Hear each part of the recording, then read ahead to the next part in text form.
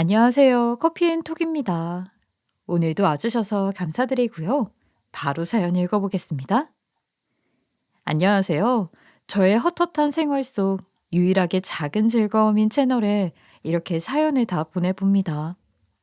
인생은 돌고 도는 거라고 하지만 제 인연도 돌고 돌아 다시 만나게 되었어요. 그 이야기를 해볼까 합니다.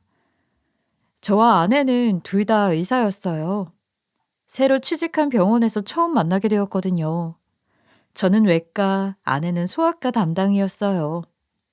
제가 다니던 대학교가 이름난 유명한 곳이 아니라 함께 일하는 동료 중 뒤에서 저를 무시하는 듯한 이야기를 한 적이 있었나 봐요. 그때 그걸 들은 아내가 나서서 제 편이 되어주었다는 이야기를 전해 듣게 되었고, 그걸 계기로 저와 아내는 가까워졌고, 그렇게 연애를 시작해 결혼까지 하게 된 거예요. 그런데 아내는 의사를 너무나 하기 싫어했어요. 연애 중에도 몇 번이나 의사 생활을 포기하고 싶다고 했고, 결혼 후에도 이 부분에서는 늘 고민이 많았어요. 아내의 가족을 포함해 주변인들 모두 아내에게 그 좋은 직업을 가지고도 왜 포기하려고 하느냐고 이해하지 못하는 사람뿐이었어요. 하지만 함께 의사 생활을 하는 제 입장은 그 사람들과는 달랐죠. 의사로서의 아내를 본다면 분명 배가 불렀다고 손가락질하는 사람들도 더는 아내를 질책할 수 없을 거예요. 아내는 상처만 봐도 구역질을 했고 흉터만 봐도 진저리를 치는 사람이었으니까요. 실은 아내의 직업은 어렸을 적부터 이미 장인 장모님이 정해놓았어요. 그게 바로 의사였고요. 아내가 학창 시절 공부를 참 잘했다고 하더라고요. 그리고 나이보다 성숙하고 똑부러지기까지 하니 부모 입장에서는 욕심이 나는 게 당연해요. 거기다 아내는 순한 기질의 사람이라 분명 자신의 의견을 피력한 적도 없었다고 했어요. 아내는 몇 번이나 의사를 그만두려고 했지만 자신의 친정 부모님과 친정 쪽 친인척들 때문에 어쩔 수 없이 의사를 계속해야 했어요. 아내가 딱 한 번 자신이 어느 정도로 의사라는 직업을 포기하고 싶은지 털어놓은 적이 있었어요. 그런데 장모님은 진솔하게 심정을 털어놓는 아내의 말에 아랑곳하지 않았어요. 엄마, 나 그동안 엄마 아빠가 원하는 직업이라 정말 이 악물고 참으면서 버텼어. 그런데 이제 한계야. 그리고 더 늦기 전에 이제 나 자신을 위해서라도 내가 원하는 일을 할래. 내가 의사가 아니더라도 엄마 아빠 부끄럽게 만들지 않도록 성공하는 모습 보여줄게. 이제 날 좀 믿어줘. 장모님, 장인어른, 제가 동료로서도 부부로서도 쭉 지켜봤지만 뭐든 잘하는 딸이잖아요. 이번은 한 번만 믿어봐 주세요. 아내도 대책 없이 하는 말 아니고 정말 오랫동안 고민하고 용기 내서 하는 이야기예요. 그러니까 우리 사위 남편이라고 감싸주는 거야? 이렇게 든든한 남편 있는데 아직도 어리광이나 부리고 있는 게 말이나 되니 딸? 지금도 충분히 성공했는데 아이 무슨 부귀영화를 누리겠다고 또 다른 성공 타령을 해. 지금 네 나이에 뭘 시작하겠다는 거니? 그리고 난 의사 딸 아니면 필요 없어. 내가 널 의사 만들려고 얼마나 많은 희생을 했는지 너도 알잖니. 네가 의사를 그만두는 건 부모인 우리를 배신하는 거나 다름없다는 거야. 내 말 무슨 뜻인 줄 알지? 그 의사 되는 게 쉬운 것도 아니고 사명감을 가지고 맡은 바를 다 해야 하지 않겠니? 의사 되고 싶어도 못 되는 사람 천지인데 너는 어떻게 그 좋은 직업을 두고 안 하겠다는 말을 이렇게 쉽게 해? 잘 안 맞을 것 같다는 건 다 핑계야. 그리고 잘 맞는 직업 가진 사람이 세상에 몇이나 있겠니? 다 맞춰가며 사는 거지. 배부른 소리라는구나. 엄마 아빠는 내가 그저 두 분 자존감이나 높여주는 꼭두각시지. 내가 알아서 해. 내 인생이고 내 삶이야.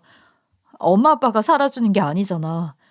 이제 더는 내 일에 전부 간섭하지 마요.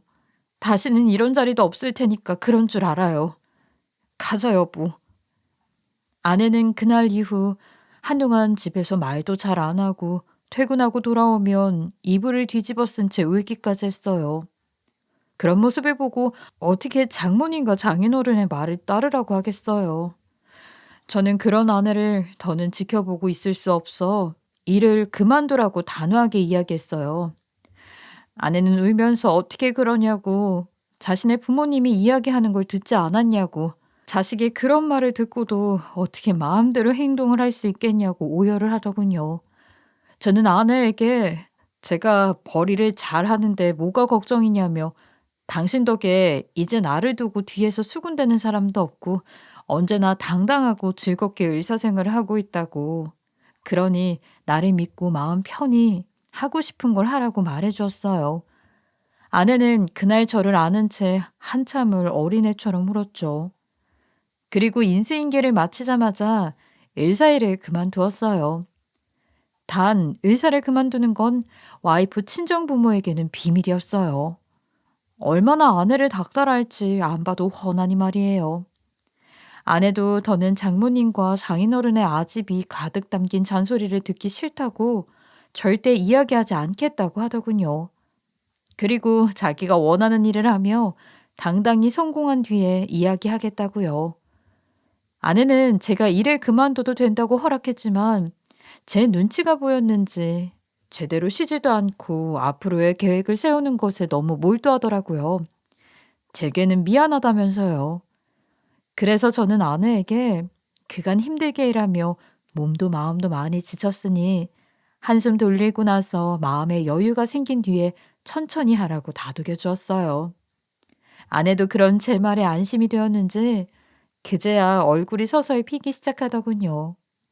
갑작스러운 외벌이라 경제적 부담감이 조금 생기긴 했지만 경제적으로 어려운 것도 아니고 아내가 점점 좋아지는 모습을 보니 저도 조금은 마음이 놓이더군요.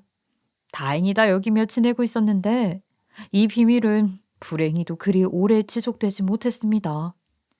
하필이면 장모님의 지인분이 손주를 데리고 아내가 다니던 저희 병원에 진료를 왔고 아내를 잘 알던 지인분이 의사가 바뀐 것을 알아채고 간호사에게 아내의 소식을 물었다고 해요.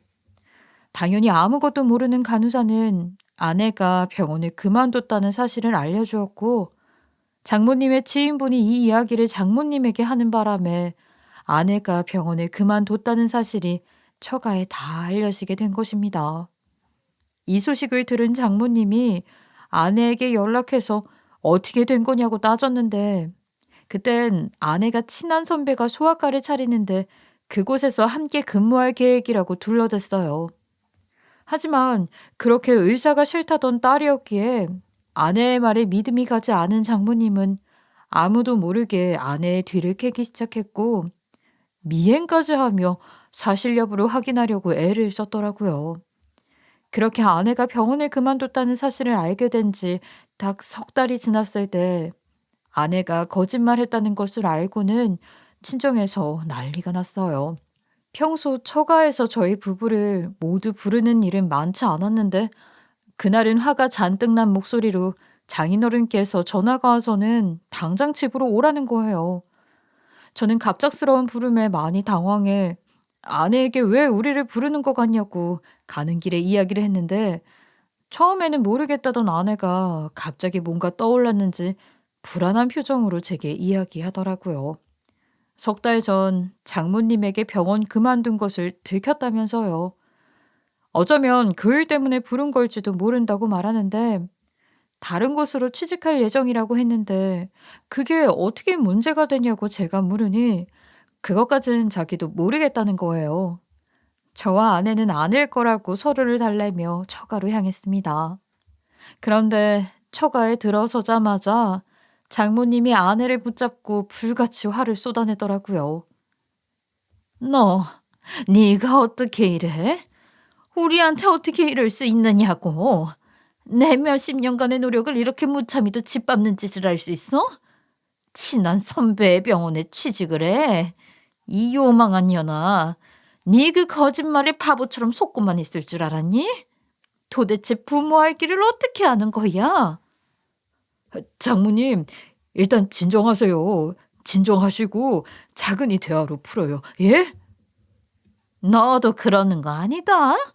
우리 애가 의사하기 싫다고 했다고 고세를 못 참고 순진한 우리 딸 조종해서 의사를 그만두게 만들어? 우리 딸이 능력 있는 여자라 배알이 꼬여서 이런 짓까지 벌인 거지? 안 된다고 완강하게 말렸어야지. 우리가 널 얼마나 믿었는데 이렇게 뒤통수를 쳐 이 나쁜 놈아. 이 쳐 죽여도 시원찮을 놈아. 엄마, 무슨 말을 그렇게 해. 그런 거 아니야. 남편이 날 조종했다는 건 말도 안 된다고. 내가 분명 내 인생이고 선택은 내 몫이니까 내가 알아서 한다고 얘기했었잖아. 그런데 왜 남편을 붙잡고 탓해? 내 인생 엄마 아빠가 대신 살아주는 거 아니니까 나 스스로 주체적인 선택을 했을 뿐이야. 이년아, 지금 그걸 말이라고 하는 거야? 네가 정신이 빠져 있으면 남편이라는 놈이 잘 잡아줘야지 맞는 거 아니야. 네가 잘못된 선택을 하게 놔둔 것도 다 잘못이야. 그리고 사위놈이 입김 넣어서 네가 믿는 구석이 생기니까 때려친 거 누가 모를 줄 알아? 아, 당장 다시 재취직하거라. 더는 긴 말 안 하마. 이 말도 어긴다면 이제 넌 내 딸 아니야. 그리고 책 잡힐 짓 하지 말라는 말이야. 알겠냐? 정말 두 분 다 왜 이렇게까지 안달이세요? 의사 안 하면 누가 잘못되기라도 해요? 제가 그 일은 도저히 못하겠다고요. 오죽하면 제가 두 분 다 속여가면서 이렇게까지 했겠어요. 남 탓을 왜 해요? 엄마 아빠가 딸 자식 마음 하나 헤아리지 못하면서 무슨 저격으로 제 남편을 탓하냐고요. 아내가 아무리 목청껏 소리치고 울분을 토해도 장인어른과 장모님은 제가 와이프를 조종해서 의사를 그만두게 만들었을 거라며 자신의 딸이 부모의 뜻을 거슬렀을 리가 없다고 애먼 제 탓을 했어요. 그리고 그날 이후 저를 못살게 굴기까지 했습니다. 아니, 매일같이 전화해서 아내가 다시 의사 일을 하도록 무슨 수를 써서라도 원래 자리대로 바꿔놓으라며 협박이 섞인 연락을 했고 수도 없이 저를 찾아와 나쁜 놈이라며 손가락질까지 해댔어요. 그런 게 아니라고 수도 없이 이야기했음에도 제 말은 도무지 믿을 생각도 하지 않았어요. 당신 딸이 상처만 봐도 구역질을 하고 손을 덜덜 떤다고 이런 게 점점 많아지니 트라우마까지 생길 지경이라고 말을 했어요. 하지만 되려 제 말이 길어질수록 더욱 제게 모욕적인 언사를 쏟아낼 뿐이었습니다. 그렇게 지내다 보니 스트레스가 이만저만이 아니었고, 그러니 아내와도 다툼이 생기기 시작했고, 그 다툼이 빈번해질수록 저희 부부의 사이는 점점 멀어지게 되었어요. 정말 툭하면 처갓집 때문에 너무도 자주 싸웠어요. 나중에는 장모님이 아내와 제 사이를 이간질하기까지 했으니 싸울 수밖에 없기도 했고요. 오해가 쌓이고 앙금이 남게 되니 작은 불씨에도 활활 타오르듯 했습니다. 그러니 와이프도 너무 힘들어했어요. 오해라는 것을 알면서도 말 한마디 예쁘게 나오지 않는 그 상황들이 지긋지긋하기도 했으니까요. 거기다 아내가 의사직을 내려놓고 얼마 뒤 임신을 했어요. 저희가 자꾸 감정적으로 대응하던 그 시기에도 임신 중이었던 거죠. 그리고 실은 아내는 의사를 그만두기 전에 이미 유산 경험이 있었어요. 그것도 2번이나요. 그래서 이번엔 의사를 그만두고 나서 생긴 이 아이만큼은 아내도 저도 꼭 지켜야 한다는 생각이 가득했어요. 그런데 그런 와중에 저와 아내의 다툼은 끝도 없이 이어졌고 장모님과 장인어른은 저를 괴롭히는 것뿐만이 아니라 아내에게도 정말 호적에서 파이고 싶냐는 등 의사를 안 하면 저와 이혼시켜버리겠다는 등의 협박도 일삼았죠. 결국 아내는 극심한 스트레스로 하혈을 하기 시작했고 3번째 아이마저 먼저 세상을 떠나고 말았습니다. 네, 제가 좀 더 잘 참고 견뎠더라면 하는 후회가 막심했어요. 저도 저지만 또다시 유산으로 인해 아내가 많이 상처를 받고 말았거든요. 결국 아내는 습관성 유산 진단까지 받았고요. 아내가 유산을 또 겪은 뒤 모든 것을 내려놓은 것처럼 이야기한 적이 몇 번 있는데 저는 그때 단번에 아내에게 우울증이 왔다는 것을 직감할 수 있었어요. 큰 아픔들을 연속으로 겪고도 마음이 멀쩡할 리가 없었죠. 저는 제가 나서야겠다는 생각밖에 없었고 아내에게는 우리를 위해서라도 당분간은 친정과는 연락도 왕래도 갖지 말자고 했어요. 그것 말곤 달리 방법이 없겠다 싶었거든요. 다행히 아내도 그러자고 순순히 제 의견을 따라주었어요. 저는 출근한 시간을 제외하고는 무조건 와이프를 성심성의껏 보살폈어요. 아주 미세하지만 호전되는 것이 눈으로 보이기 시작했고요. 그러던 어느 날 갑자기 아내가 사라지고 말았어요. 그렇게 17년 전 아내는 실종이 되었고 긴 세월 동안 깜깜무소식이었습니다. 아내가 사라진 지 1년 동안은 정말 지옥과도 같았어요. 일도 손에 잡히지 않은 상황인데 처갓집에서는 하루가 멀다 하고 틈만 나면 제가 근무하는 병원에 와서 병원을 온통 뒤집어 엎어놓고 가기까지 했거든요. 그런 탓에 병원에는 제 추문까지 돌았어요. 장모님은 늘 찾아와 자신의 딸이 사라진 게 다 저 때문이라며 본인 딸을 살려놓으라고 난리도 아니었죠. 처음 몇 번은 아무리 강압적이고 억압적인 장모님과 장인어른이라고 해도 자식이 없어졌다는 그 슬픔과 상실감은 말로 표현하지 못할 것이라는 걸 알기에 견뎠어요. 하지만 날이 갈수록 저를 원망하는 목소리는 커졌고 정말 저 때문인 것처럼 모양새가 바뀌어 가더군요. 정말 나 때문일까 하는 자책을 수없이 해봤고 또 쉬는 날을 일부러라도 만들어서 아내를 찾기 위해 정말 안 가본 곳이 없을 정도로 동분서주하기도 했는데 장모님은 그런 제게 쇼를 한다고 하는 겁니다. 저는 더는 안 되겠다 싶어 장모님이 또다시 병원에 와 행패를 부릴 때 더는 미룰 수 없다고 몇 달을 기다려도 오지 않는 사람이니 분명 무슨 사달이 난 걸 거라고 경찰에 신고하자고 했어요. 그러니 장모님은 자기들이 이미 사설 탐정을 고용했다는 거예요. 그러면서 곧 있으면 아내의 종적이 밝혀질 거라며 두고 보면 알겠지 않겠냐고 말하는데 마치 그 얘기는 저를 염두에 두고 하는 말이었어요. 언제나 처음은 아내를 걱정하는 말로 시작했고 끝은 제가 와이프를 어떻게 해서 아내가 꼭 이제는 이 세상 사람이 아닌 것처럼 말하는 투로 끝이 났어요. 그리고 제가 반박을 하려고 언성을 조금 높이기만 해도 대성통곡으로 제 입을 막으니 너무 억울하고 또 미치고 한장을 노르셨어요. 그나마 다행인 것은 처음 장모님과 장인어른이 병원에 찾아와 난리를 쳤던 몇 번은 정말 제가 쓰레기만도 못한 놈이라며 소문이 쫙 퍼졌어요. 환자들도 제게서 진료보는 것을 꺼려할 정도로 퍼졌었죠. 그런데 장모님과 장인어른의 행동이 되려 저를 옹호해주는 사람을 만들어주더군요. 저렇게 강압적이고 독한 사람들 밑에서 자란 자식이 정서적으로 안정이 됐을 리가 없다면서요.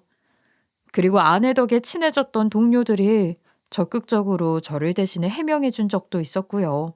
정말 속수무책으로 장모님과 장인어른의 원망바지가 되어 살다 보니 죽을 것 같았어요. 하지만 시간은 속절없이 흐르더군요. 그렇게 1년이 지나고 2년이 지나니 처갓집 식구들은 아내 대리인으로 저와 실종된 아내를 이혼까지 시켜버렸어요. 더는 아내의 보호자로서 할 수 있는 게 아무것도 없다는 뜻이기도 했죠. 장모님은 이혼을 하게 된 마지막까지도 제게 찾아와 이렇게 말했어요. 악마 같은 너랑은 연을 끊어 싹을 잘라버려야 해. 이혼했다고 안심하지 마라. 진범이 밝혀질 때까지 우리는 끝까지 추적해서 꼭 잡아내고야 말 거니까. 명심해. 우리 딸을 그렇게 허무하게 세상과 단절시킨 게 너라는 사실이 밝혀진다면 그땐 네 목숨도 내놔야 할 거야. 저도 같은 마음입니다.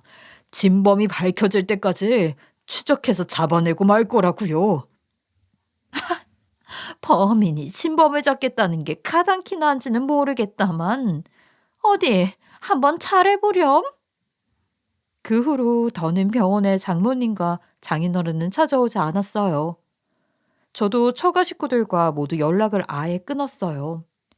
물론 아내를 찾는 것 또한 멈추지 않았고요. 하지만 정말 큰 변고라도 당했는지 아무리 찾아도 티끌의 단서조차도 나오지 않았어요. 저도 사람인지라 찾아 헤맨 지 5년쯤 됐을 때는 뭔가 좌절감과 허망함이 물밀듯 밀려와 다 놓고 싶더라고요. 그리고 한동안 아무것도 하지 않고 있었던 적도 있었고요. 그때 다시 찾아야겠다는 마음을 먹게 해준 것은 이혼 후 아내의 짐을 다 빼갔는데 유일하게 남아있던 아내의 흔적이 있었어요. 그건 바로 작은 방에 있던 낡고 허름한 화장대 때문이었어요. 그 화장대에 이제 아내가 쓰던 화장품도 액세서리도 하나 없는데 아주 깊은 곳에서 아내에게 제가 처음 사준 실반지가 들어있더라고요. 그걸 찾은 날 저는 하염없이 눈물이 흘러내렸어요. 지쳐있던 제게 신락 같은 희망을 보여준 기분이었달까요? 그렇게 힘을 얻어 틈틈이 아내의 소식을 찾아다니며 살다 보니 와이프가 실종된 지 7년이 지나게 되었어요. 그런데 장모님이 찾아온 뒤로 그 누구도 제게 연락을 해온 처가 식구가 없었는데 와이프 남동생인 처남이 제게 7년 만에 연락을 해왔습니다. 그것도 본인 누나를 찾았다고 말이에요. 그 말을 듣는데 심장이 미친 듯이 뛰더라고요. 저는 떨리는 마음으로 처남에게 누나는 도대체 어디서 뭘 하고 지냈던 거냐며 지금은 처갓집에 있는 거냐고 정말 그동안 쌓아왔던 것들을 막 쏟아내고 있는데 처남은 그런 제 말문을 단번에 막았어요. 더는 아무 말도 아무것도 할 수 없게 말이에요. 처남은 축 처진 목소리를 한 채 아내의 소식을 알려주더군요. 불행히도 이 세상 사람이 아니라고 말입니다. 저는 그게 무슨 말이냐고 부정하며 어떻게 된 거냐고 물어봤어요. 처남은 한동안 깊은 한숨을 내쉬더니 이야기를 해주더군요. 처남의 말로는 아내가 산 골짜기에서 7년 동안 혼자서 암투병을 했고 암투병 끝에 세상을 떠났다는 거예요.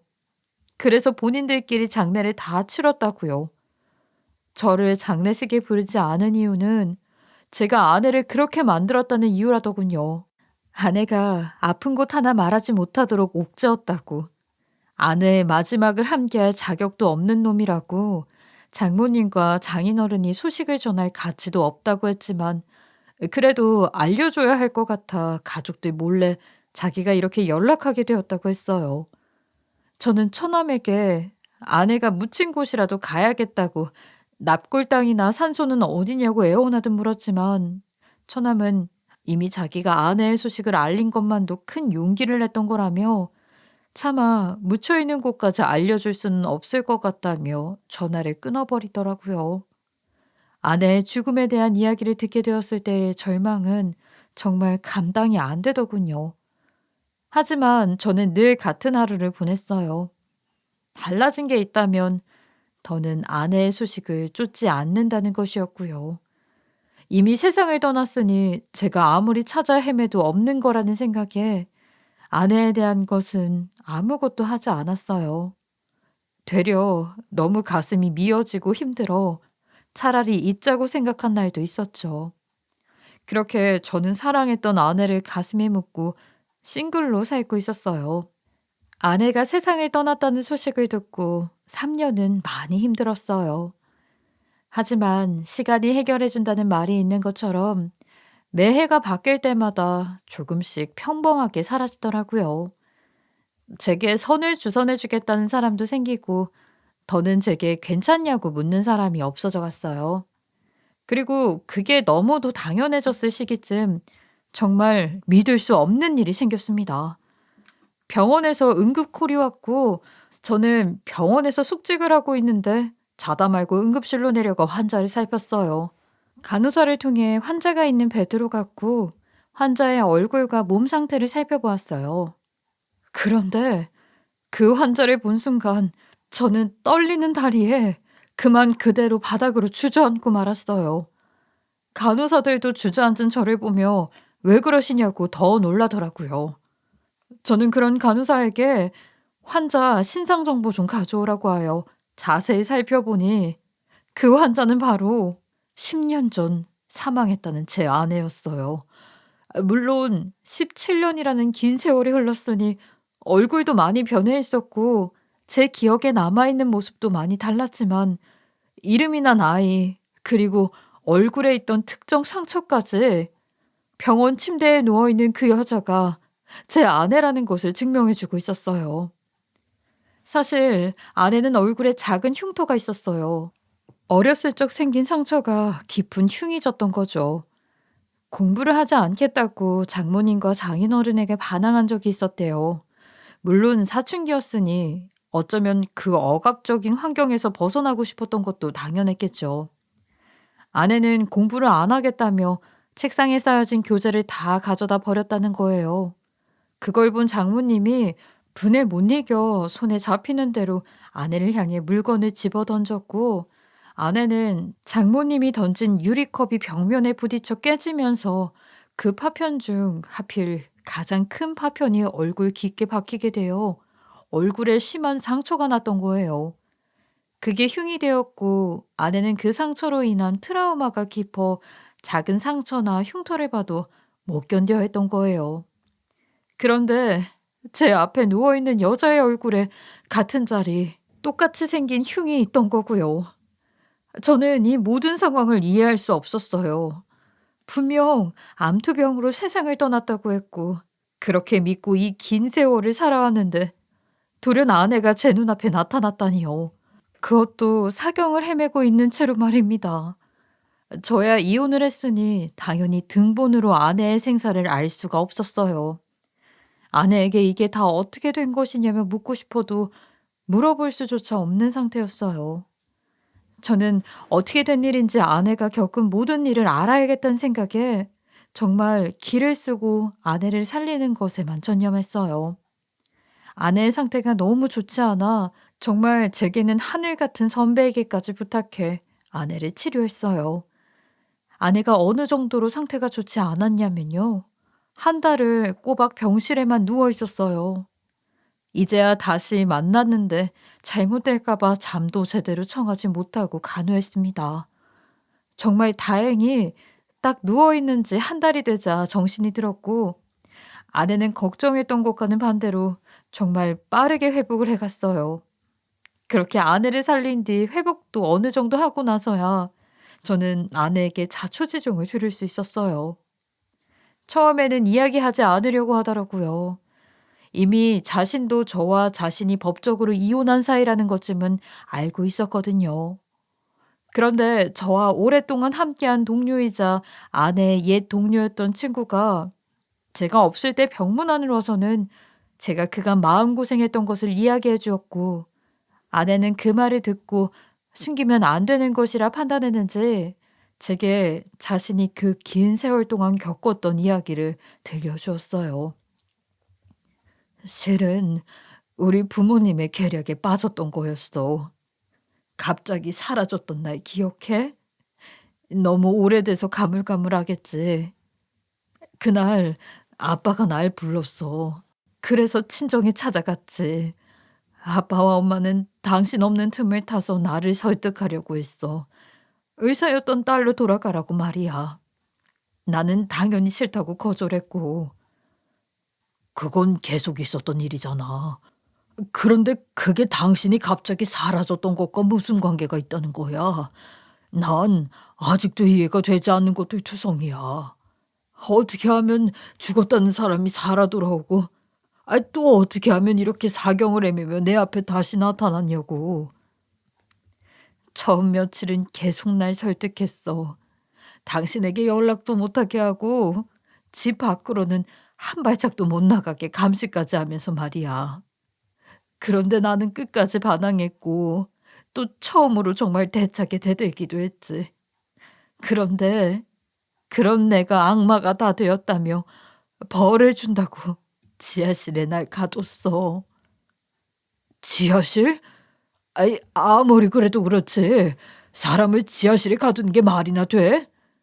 도대체 왜 그렇게까지 네가 의사가 돼야 하는 이유가 명확한 것도 아닌데 왜 널 지하실에까지 가뒀다는 건데? 그게 사람이야? 그게 부모냐고. 당신이 이 이야기를 들으면 어떨지 모르겠지만 내 어린 시절 지하실은 그냥 일상 같은 거였어. 아, 그게 무슨 소리야. 어떻게 사람을 가두는 게 일상이야.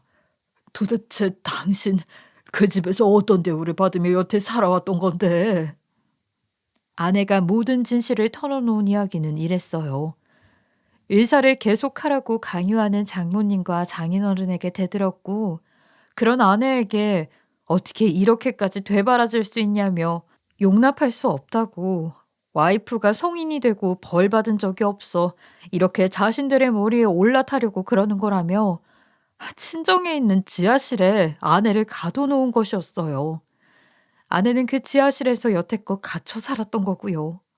장모님과 장인어른은 자기들이 아내를 가둬놓은 것이면서 혹시라도 자신들이 그렇게 했다는 것을 제가 알게 되기라도 할까봐 제게 아내의 실종을 다 뒤집어 씌우고 병원까지 찾아와 그 난리를 쳤던 거였어요. 아내는 거기에 갇혀 있는 동안 정말 사람 이하의 취급을 받았더군요. 자기들이 밖에서 호의호식하며 지낼 때 아내는 거기에서 바깥지도 않은 밥을 먹으라고 가져다 줬고, 가족들이 다 집을 비웠을 때는 며칠 쫄쫄 굶었던 적까지 있었다고요.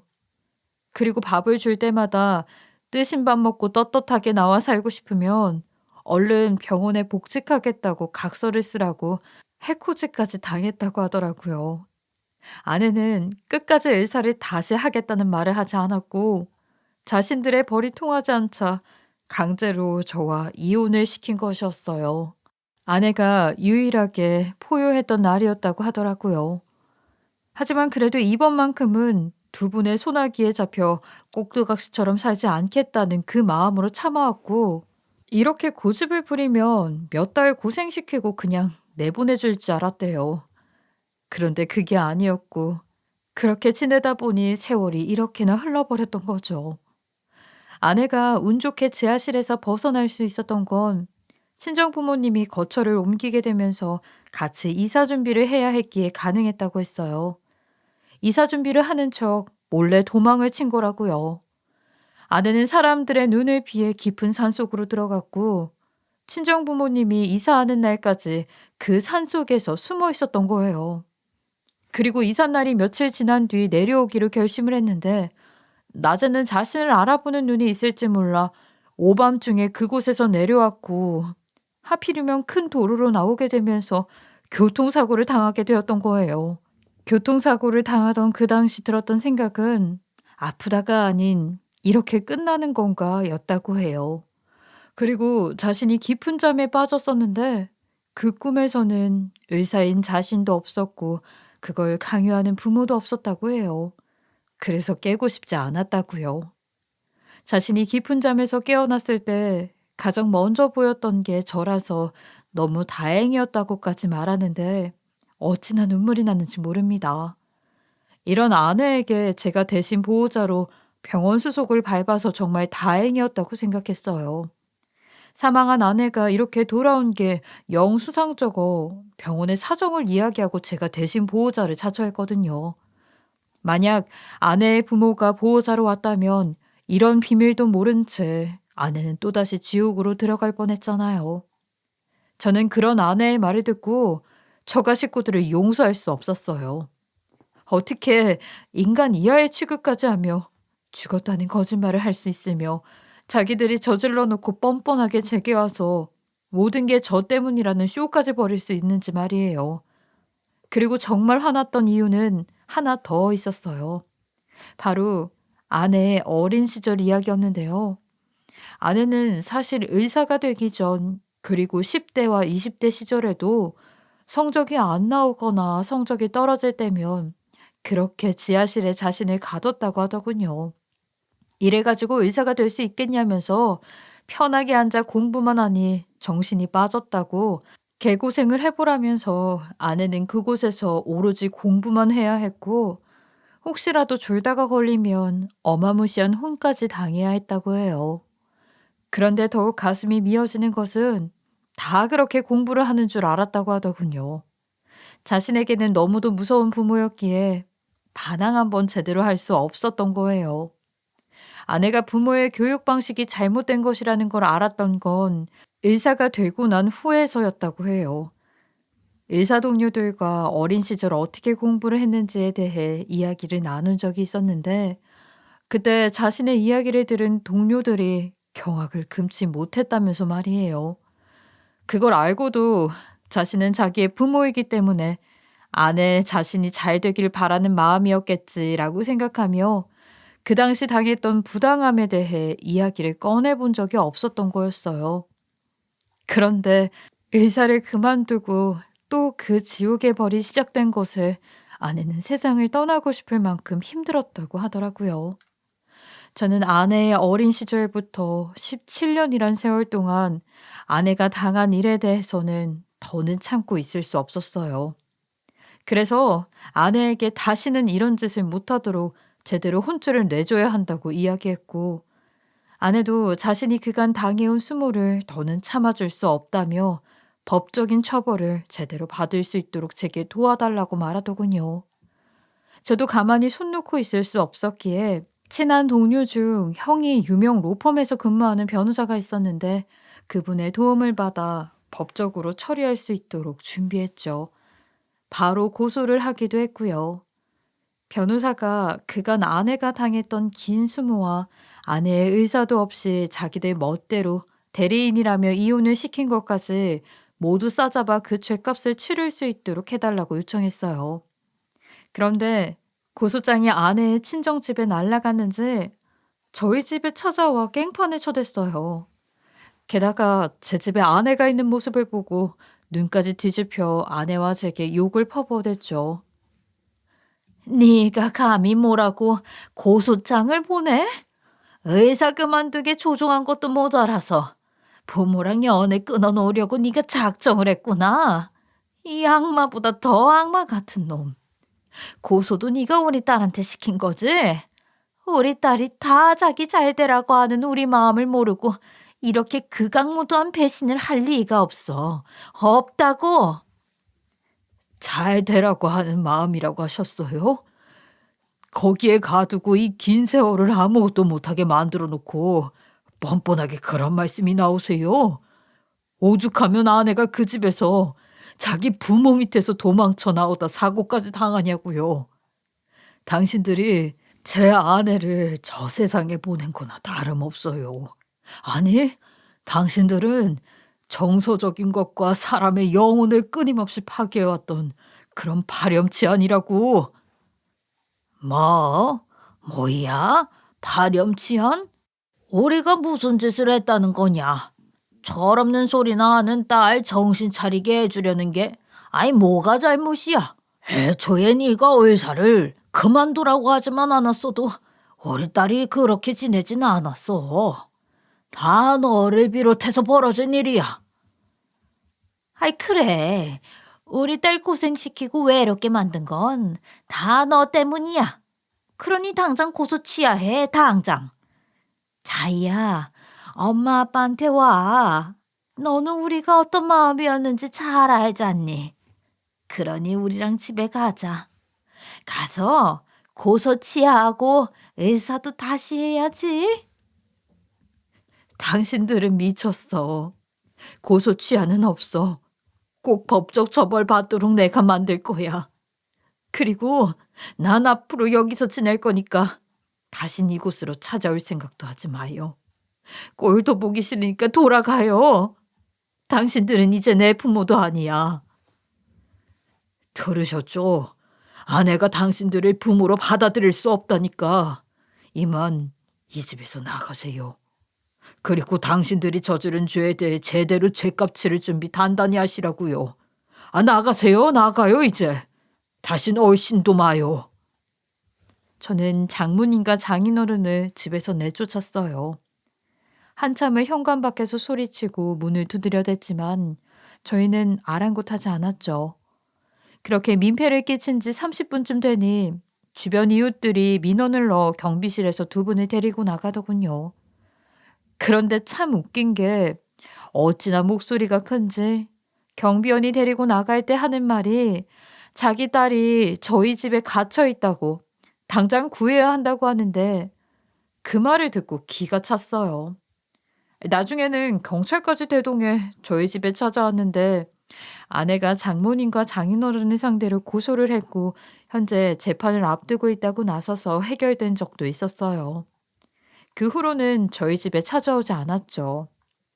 아내가 혼자 집에 있는 게 불안해 병원까지 데리고 가 숙직실에 입곤 했는데 다행히 그 후로는 더는 처가 사람들과 마주치지 않았어요. 아내가 그간 당했던 일에 대해 증거 수집을 너무 잘 해놨던 덕에 법정에서 모든 사람이 다 저희 편이었고 처가 부모님을 대변하던 검사마저 악질이라며 혀를 내둘렀어요. 결국 장모님과 장인어른은 충분한 형벌을 받고 죗값을 치르게 되었습니다. 처남도 방관자로 처벌을 받게 되었고요. 이 일이 있는 지 얼마 되지 않아 이제야 아내도 저도 조금 여유가 생겼어요. 저와 아내는 다시 법적으로 부부가 되었어요.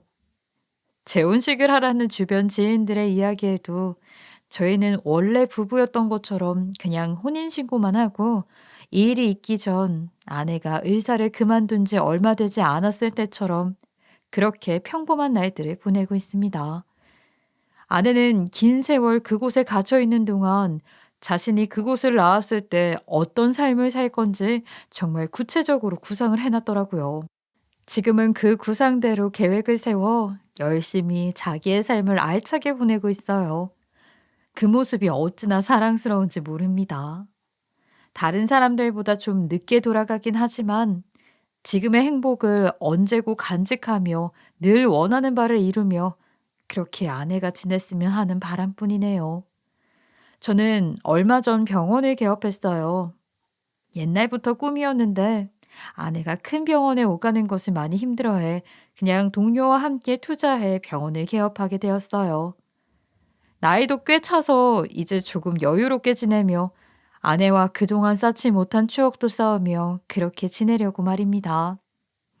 저도 다시 아내가 제게 돌아와 기쁨 가득한 날들을 보내고 있어요. 우리의 사랑에서 느끼는 이 행복감이 언제나 함께하길 소망해 봅니다. 제 긴 사연 들어주신 시청자분께 감사드립니다. 좋은 날 보내세요. 지금까지 커피앤톡이었습니다. 오늘도 끝까지 함께 해주셔서 감사하고요. 다음 영상으로 또 찾아뵙겠습니다.